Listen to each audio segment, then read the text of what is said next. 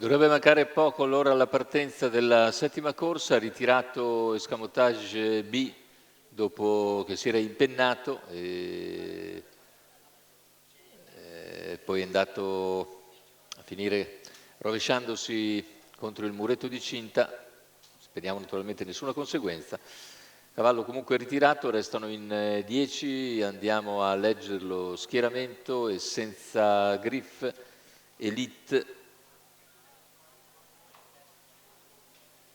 Helios Chuck SM, Electramark, Hermano Jet, Empathie Joyeuse, Esperanza Alba SM,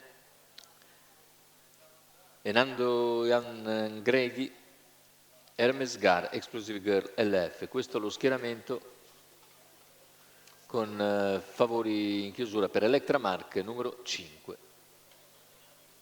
Enrico Cuglini.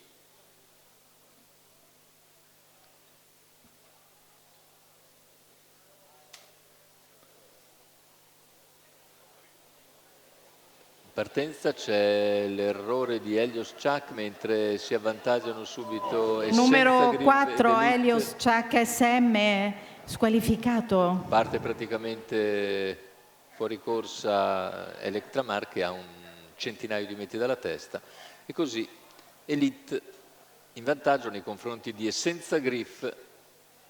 Più indietro in terza posizione dovrebbe essere Empathie Joyeuse.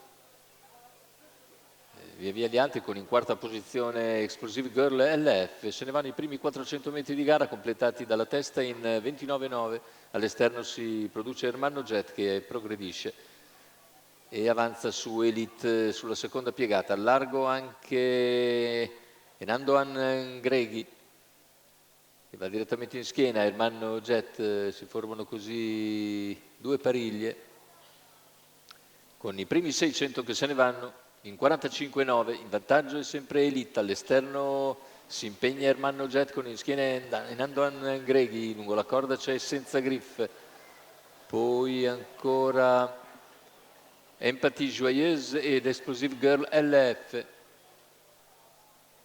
800 in 1, anzi chilometro in 1,16,3.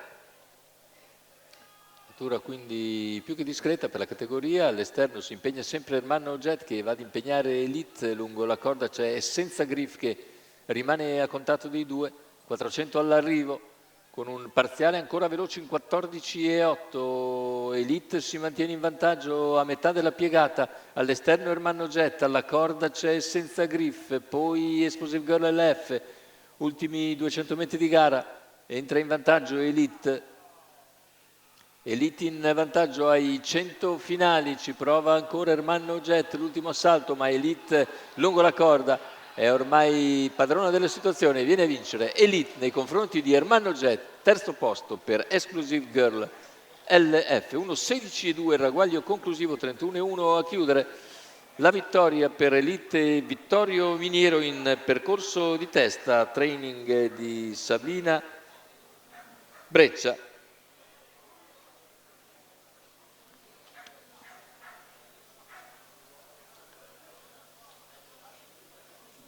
Il successo per Elite ha grossa quota sicuramente, un totalizzatore oltre il 27 per Elite.